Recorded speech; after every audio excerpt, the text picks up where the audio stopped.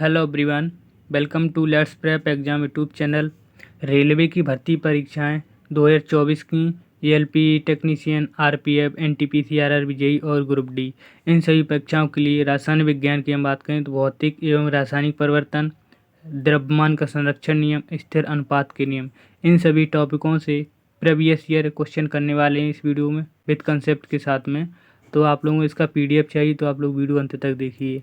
आइए दोस्तों, यहाँ पर आपको बता दें, रसायन विज्ञान में हमने पिछली वीडियो में हमने 21 प्रश्न किए थे, ठीक है। और यहाँ पर 44 प्रश्न इस वीडियो में कंप्लीट करने वाले हैं। इसी तरह आपकी फिजिक्स की स्टार्ट की गई है और आपकी बायोलॉजी और हिस्ट्री, इनकी भी आपकी जल्दी स्टार्ट होगी। पॉलिटी, जियोग्राफी, इकोनॉमिक्स और स्टैटिक जीके, तो आप लोगों को इन सभी सब्जेक्टों का प्रैक्टिस करना है तो आप लोग चैनल को सब्सक्राइब कर लीजिए और बेल आइकन को ऑन कर लीजिए, ठीक है। यहाँ पर आपको सभी सब्जेक्टों का मिल जाएगा। चलिए दोस्तों, स्टार्ट करते हैं आज के पहले प्रश्न से। देखिए, ये हमारा आज का ये पहला प्रश्न है, 21 नंबर प्रश्न। निम्नलिखित में से कौन सा भौतिक परिवर्तन नहीं है, ये बताना है। आपके ऑप्शन है ठोसों का द्रवों में पिघलना, गैसों का द्रवों में द्रवीकरण, पदार्थों का किण्वन, द्रवों का गैसों में वाष्पीकरण। बताएंगे ऑप्शन, आपका कौन सा ऑप्शन यहाँ पर सही होगा। जल्दी से आप लोग इसका उत्तर बताइए। तो आपका यहाँ पर सही ऑप्शन होगा सी। ये क्या है? ये है रासायनिक परिवर्तन।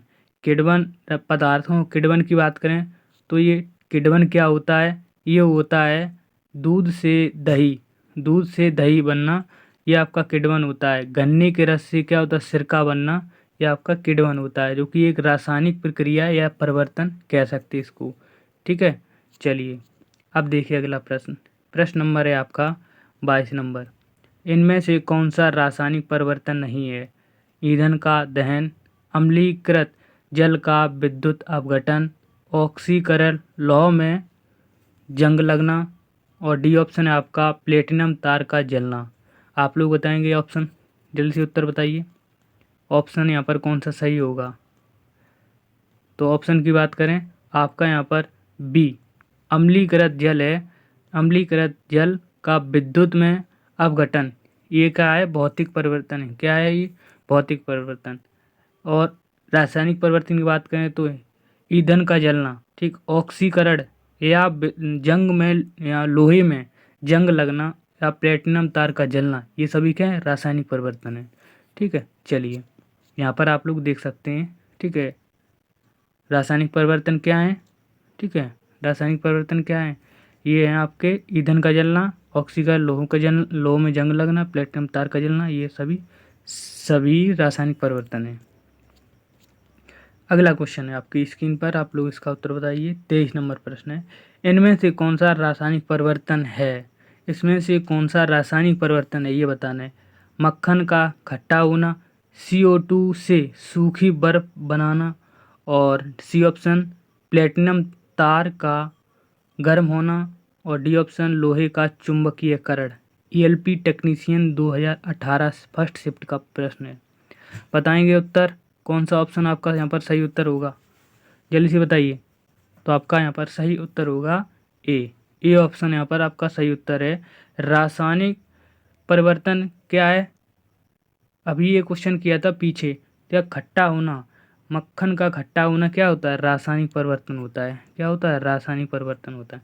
बाकी यहाँ पर आप लोग ऑप्शन को चेक कर सकते हैं। चलिए देखिए दोस्तों, वे परिवर्तन जिसमें नए पदार्थ बनते हैं रासायनिक परिवर्तन कहलाते हैं। जैसे कि इस क्रिया को क्या कहा जाता है? अनुत्क्रमणीय क्रिया कहा जाता है। देखिए, रासायनिक परिवर्तन के बाद पदार्थ उसी मूल अवस्था में परिवर्तित नहीं होते। जैसे कि मक्खन का खट्टा होना, अब मक्खन से आप तो दूध तो नहीं बना सकते। कागज़ का जलना, जले हुए कागज़ को कागज़ बना सकते? नहीं बना सकते। लोहे में जंग लगना, ये कैसे हैं? इनको परिवर्तन नहीं हो सकते, मूल रूप में ये परिवर्तन नहीं होगी। तो ये सारे कहेंगे रासायनिक परिवर्तन है, ठीक है।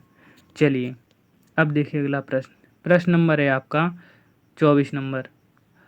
लोहे में जंग लगना इनमें से सामान्य उदाहरण है। बताएंगे ऑप्शन। यहाँ NTPC में 2 बार प्रश्न पूछा गया था, आप लोग उत्तर बताइए। भौतिक परिवर्तन होगा, ऊष्मा क्षेपी परिवर्तन होगा, ऊष्माग्राही परिवर्तन, रासायनिक परिवर्तन। जल्दी से उत्तर बताइए आप लोग। चलिए, इसका उत्तर आपका सही ऑप्शन होगा डी आंसर। क्या होगा? डी आंसर, जो कि अभी क्वेश्चन ये कहता है रासायनिक परिवर्तन। कैसा है रासायनिक परिवर्तन? अब हमारे चैनल को अगर आप लोगों ने सब्सक्राइब नहीं किया तो आप लोग कर लीजिए और बेल आइकन ऑन कर लीजिए। इसी तरह आपकी डेली प्रैक्टिस करने को मिलेगी सभी सब्जेक्टों की, तो आप लोग जरूर चैनल को सब्सक्राइब कर सकते हैं। आइए दोस्तों, अब देखिए अगला प्रश्न। प्रश्न से पहले कंसेप्ट की बात करें। वे पदार्थ किसी अन्य अवस्था में मिलकर एक नया पदार्थ बनाते हैं, रासायनिक परिवर्तन कहलाते हैं। लोहे का जंग लगना, ये क्या है? रासायनिक परिवर्तन है। जबकि रासायनिक परिवर्तन की बात करें तो रासायनिक परिवर्तन यहाँ पर दूध का दही में परिवर्तन, मोमबत्ती, ये देखिए अगला आपका यहाँ पर उदाहरण होगा अगरबत्ती में का जलना, ये क्या है? रासायनिक परिवर्तन है। ठीक है, देखिए इस क्वेश्चन का उत्तर बताइए। 25 नंबर प्रश्न है, इनमें से कौन सा रासायनिक परिवर्तन का एक उदाहरण है? बताएंगे उस ऑप्शन आपका ऊर्ध्वपातन, क्रिस्टलीकरण, निष्क्रियकरण, आसवन। बताएंगे, जल्दी से उत्तर बताइए कौन सा ऑप्शन आपका यहाँ पर सही उत्तर होगा। 25 नंबर वहाँ पर सही उत्तर होगा सी आपका सही, निष्क्रियकरण। निष्क्रियकरण आपका रासायनिक परिवर्तन का एक उदाहरण है। वे वह परिवर्तन जिसमें एक अवस्था एक स्थिति के अधिक नए पदार्थ बनते हैं रासायनिक परिवर्तन कहलाते हैं। ये तो इसकी रासायनिक परिवर्तन डेफिनेशन हो गई। निष्क्रिय इसको कह सकते हैं निष्क्रिय क्या है? तो ये है उदासीनीकरण। क्या है? उदासीनीकरण, जो कि रासायनिक एक प्रकार का ही क्या रासायनिक परिवर्तन है, जो कि इसमें क्या होता है कि किसी अम्ल और क्षार के बीच में होने वाली अभिक्रिया को उदासीनीकरण या निष्क्रियकरण कहलाता है। ठीक है, जैसे कि NaCl, ठीक, और NaOH को साथ हम इसकी अभिक्रिया कराएं तो NaCl और H2O, यहाँ पर क्या बनता है? H2O। तो यहाँ पर इसका यहाँ पर अभिक्रिया हो जाती है। ठीक है, यहाँ ये आपका क्या है? अम्ल है, और ये क्या है? क्षार है। तो क्षार से क्या लवण बनेगा और आपका जल। ठीक है, तो इस क्रिया को क्या कहा जाता है? निष्क्रियकरण। क्या कहा है? निष्क्रियकरण। बाकी यहाँ पर देखिए, यहाँ पर ऊर्ध्वपातन, क्रिस्टलीकरण और आसवन, ये कैसी हैं? भौतिक परिवर्तन। कैसी हैं? ये भौतिक परिवर्तन है। इसको आप लोग देख सकते हैं, याद कर सकते हैं, और आप लोग यहाँ से नोट्स भी बना सकते हैं। ठीक है, आप लोग नोट्स भी बना सकते हैं। वीडियो को लाइक कर दीजिए, हमारा कंटेंट आपको समझ में आ रहा है तो। चलिए, अब देखिए अगला प्रश्न। प्रश्न नंबर है आपका 26 नंबर। इसका उत्तर बताएंगे आप लोग। रिक्त स्थान एक रासायनिक परिवर्तन नहीं है। एक अंडा पकना, एक आइस क्यूब का पिघलना, केक को बेक करना और केला सड़ना। ऑप्शन बताएंगे कौन सा सही है? जल्दी से उत्तर बताइए। रासायनिक परिवर्तन नहीं है, तो आपका सही उत्तर होगा आपका बी आंसर। एक रासायनिक क्यूब का पिघलना, ये क्या है? भौतिक परिवर्तन है। क्या है? भौतिक परिवर्तन। यहाँ पर आप लोग देख सकते हैं, आइस क्यूब का पिघलना क्या है? भौतिक परिवर्तन। क्या है? भौतिक परिवर्तन का उदाहरण है। शेष अन्य आपके रासायनिक परिवर्तन के उदाहरण हो गए। ठीक है, ये आपके सभी कैसे हो गए? रासायनिक परिवर्तन के उदाहरण। चलिए, अब देखिए अगला प्रश्न। प्रश्न नंबर आपका यहाँ पर है 27 नंबर। उस प्रक्रिया का नाम बताइए जिसमें गैस से सीधे किसमें? ठोस में। गैस से सीधे ठोस अवस्था में, सॉलिड अवस्था में परिवर्तित होते हैं। बताएंगे कौन सा ऑप्शन आपका सही होगा? NTPC 2016 का ऑप्शन आपका ये क्वेश्चन पूछा गया था। जल्दी से आप लोग उत्तर बताइए, क्या होगा ऑप्शन? गैस से सीधे ठोस में परिवर्तन बताना है आपको, तो आपका सही उत्तर होगा बी आंसर। क्या होगा? बी। ठीक है, डिपोजिशन। क्या होगा? डिपोजिशन आपकी क्या होगा? डायरेक्ट ठोस से गैस से सीधे ठोस में, गैस से सीधे ठोस में परिवर्तन होगा, डिपोजिशन। ठीक है, चलिए कंसेप्ट यहाँ पर देख सकते हैं। सबसे पहले बात करें डेपोजिशन। डेपोजिशन क्या है? तो डेपोजिशन वह यहाँ पर क्रिया है जिसके द्वारा पदार्थ गैस अवस्था से सीधे ठोस अवस्था में परिवर्तित होता है, उसे क्या कहते हैं? डेपोजिशन। संघनन यानी कंडेंसेशन। कंडेंसेशन की बात करें तो ये कैसा? तरल अवस्था में परिवर्तित होते हैं। किसको कर देता है? किसको? वह प्रक्रिया जिसके द्वारा कोई पदार्थ वाष्प से किस में होगा? तरल अवस्था में। उसे क्या? कंडेंसेशन। क्या कहेंगे? कंडेंसेशन। ठीक, जैसे कि वाष्प का जल में परिवर्तित होना, ये क्या है? कंडेंसेशन है।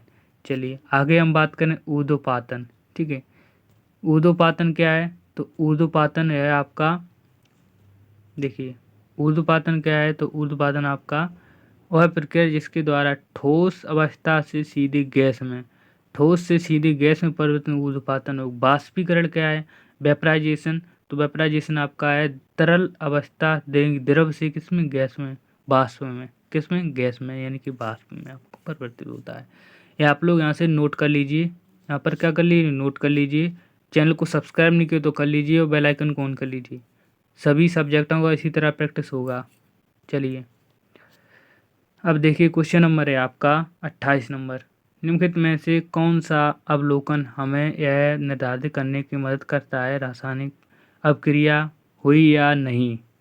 ए ऑप्शन अवस्था में परिवर्तन, गैस का उत्सर्जन, रंग बदलना। ये सभी विकल्प सही हैं। बताएंगे कौन सा ऑप्शन आपका सही उत्तर है? ऑप्शन कौन सा सही होगा? जल्दी से उत्तर बताइए।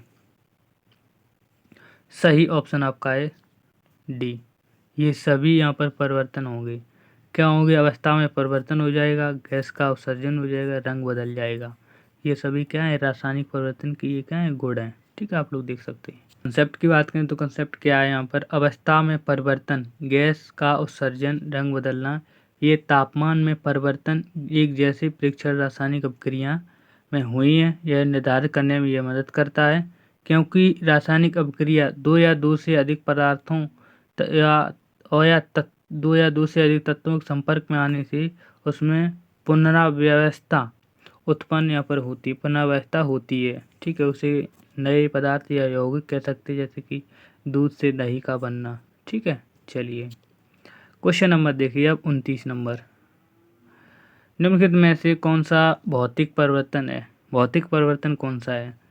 पानी का बर्फ में परिवर्तित होना, मानव का श्वसन, मानव का पाचन, दूध से दही बनना। सिंपल प्रश्न है।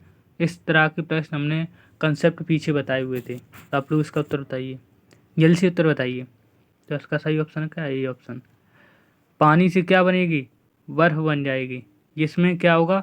भौतिक परिवर्तन होगा। क्या होगा? भौतिक परिवर्तन। चलिए क्वेश्चन नंबर देखिए अब 31 नंबर। निम्नलिखित में से कौन सा विकल्प अब रासायनिक परिवर्तन है?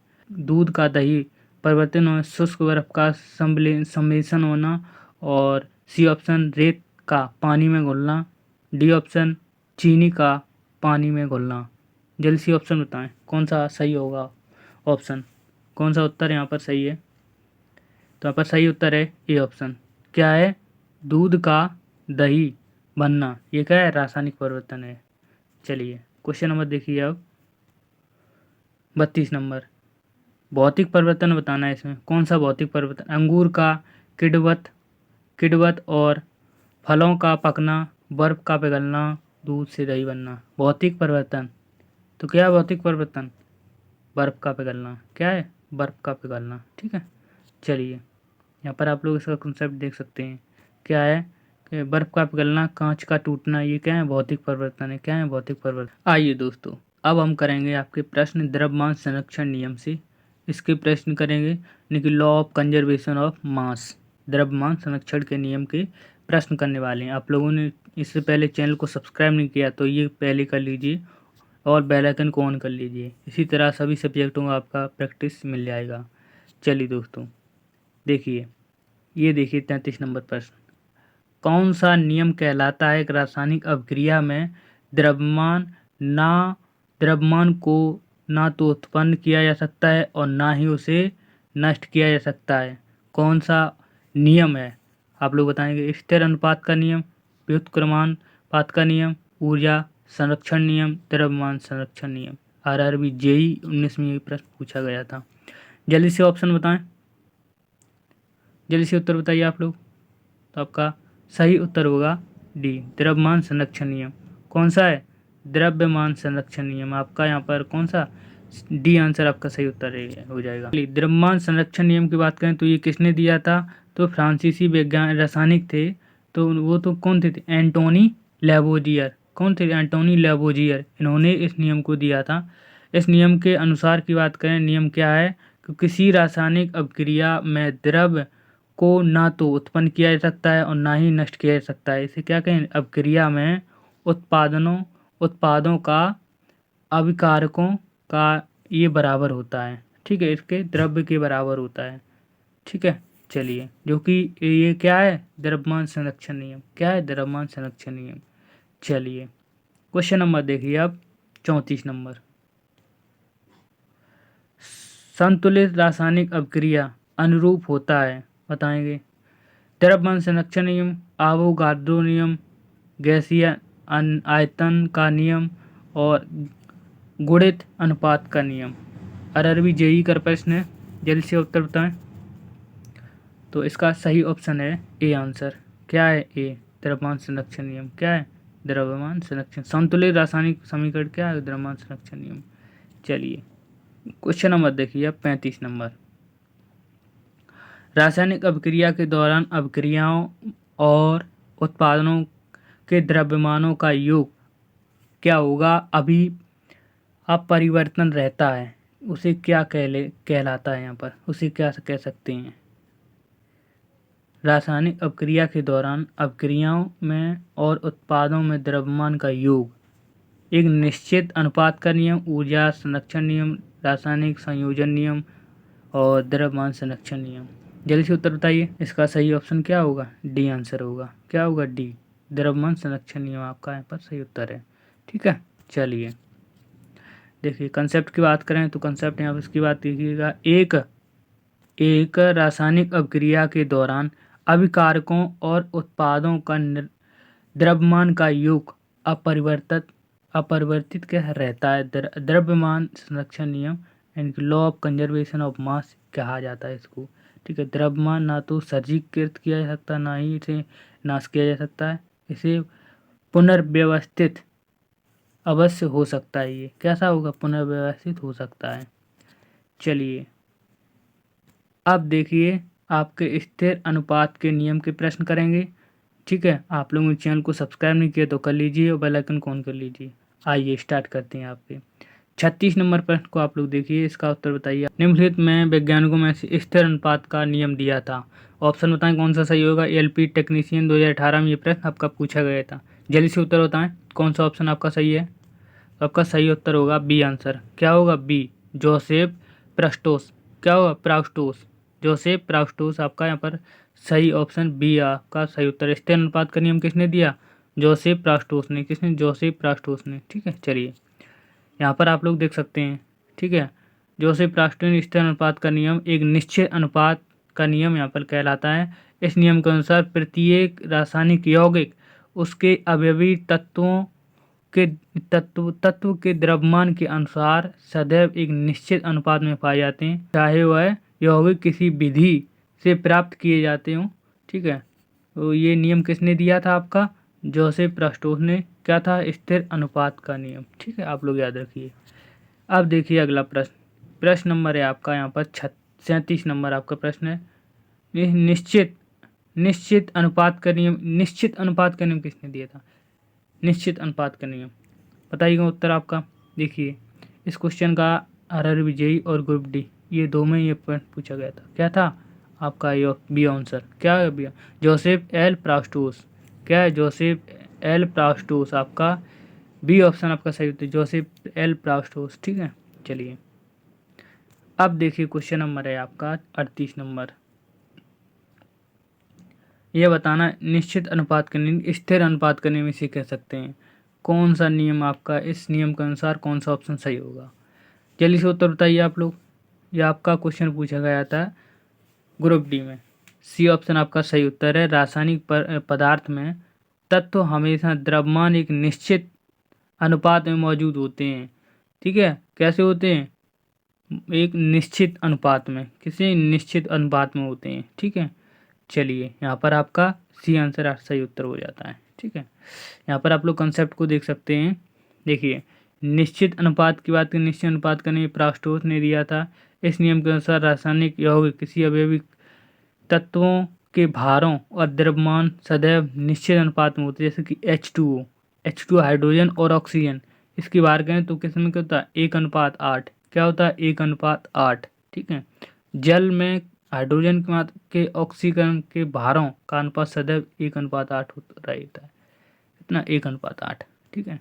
चलिए क्वेश्चन नंबर देखिए आप, 39 नंबर प्रश्न। निम्नलिखित में से किस नियम के अनुसार दिए गए रासायनिक पदार्थ हमेशा वही समान तत्व होते हैं जो वजन से एक निश्चित अनुपात में संयुक्त होते हैं? बताएंगे। लैंग्वेज चेंज करके क्वेश्चन है, आप लोग इसका उत्तर बताइए। ये आपका कौन सा ऑप्शन सही हो जाएगा? स्थिर अनुपात का नियम। इसमें क्या कहा जा रहा है क्वेश्चन में कि निश्चित अनुपात का नियम संयुक्त होता है, तो किसका होता है? स्थिर अनुपात का नियम, जो कि समान तत्वों, कैसे ये समान तत्व जो कि एक और समान वजन में हो, एक वजन में यानी कि एक अनुपात में हो। ठीक है। चलिए अब देखिए क्वेश्चन नंबर है आपका 40 नंबर। कार्बन डाइऑक्साइड, ठीक है, यानी सभी नमूनों यानी कि नमूनों की बात करें तो 3:8 के द्रव्यमान अनुपात के कार्बन और ऑक्सीजन होती है। यह रिक्त स्थान कौन सा नियम होगा? बताएंगे उत्तर। कौन सा नियम होगा? द्रव्यमान संरक्षण नियम, लगातार अनुपात नियम, समानुपात नियम, और आपका पारंपरिक समात नियम, और यहाँ पर ऊर्जा का संरक्षण नियम। 40 नंबर प्रश्न का उत्तर बताइए। आपका यहाँ पर सही उत्तर हो जाएगा बी आंसर आपका लगातार समानुपात। क्या होगा? लगातार समानुपात। चलिए इसका कंसेप्ट समझिए क्या है। देखिए दोस्तों, निश्चित अनुपात का नियम, ठीक है, जैसे स्थिर अनुपात के नियम अनुसार किसी वस्तु का यौगिक तत्वों के द्रव्यमान के अनुपात को निश्चित अनुपात का होता है। जैसे कि कार्बन डाइऑक्साइड CO2 में कार्बन C और ऑक्सीजन की यहाँ पर CO2, तो द्रव्यमान इसकी बात करें तो कार्बन C यहाँ पर 3 और ऑक्सीजन की बात करें तो 8, इसका अनुपात में होगा। क्या होगा? इस अनुपात में होगा। ठीक है। चलिए दोस्तों अब देखिए क्वेश्चन नंबर 41 नंबर। द्रव्यमान के आधार पर अमोनिया में नाइट्रोजन और हाइड्रोजन एक निश्चित या स्थिर अनुपात ज्ञात कीजिए। आपको कौन सा अनुपात यहाँ पर सही होगा? 14:8, 14:3, 3:14, 1:8। NTPC का प्रश्न है। बढ़िया, अच्छा ही क्वेश्चन है। आप लोग इसका उत्तर बताइए। ऊपर इसका कंसेप्ट बताया था, तो आपका सही उत्तर होगा यहाँ पर बी आंसर, 14:3। क्या होगा? 14:3। ठीक है। चलिए एक बार यहाँ पर इसका कंसेप्ट फिर समझिए, आपको समझ में नहीं आया तो। देखिए अमोनिया में क्या होता है? हाइड्रोजन और नाइट्रोजन का यौगिक। ठीक है। इसका रासायनिक सूत्र NH3। क्या होता है? NH3। ठीक है। नाइट्रोजन और हाइड्रोजन एक द्रव्यमान के आधार पर इसे निश्चित अनुपात क्या होगा? 14:3। क्या होगा? 14:3। ठीक है। इसका ये बताएंगे एन क्या? एन नाइट्रोजन की परमाणु भार, और H1 का क्या 1 होता है। ठीक है। इसका N का 14 होता है और H का क्या होता है? 1 होता है। इसमें 3 मल्टीप्लाई तो 14:3 हो गया। क्या? 14:3। ठीक है। इसकी बात करें तो अमोनिया गैस की बात करें तो अमोनिया गैस तीक्ष्ण गंध वाली ये गैस होती है, रंगीन गैस ही कह सकते हैं। ठीक है। जो कि जल में कैसी अति विलय होती है, कैसी जल में अति विलय होती है। ठीक है। चलिए अब देखिए क्वेश्चन नंबर है आपका 42 नंबर।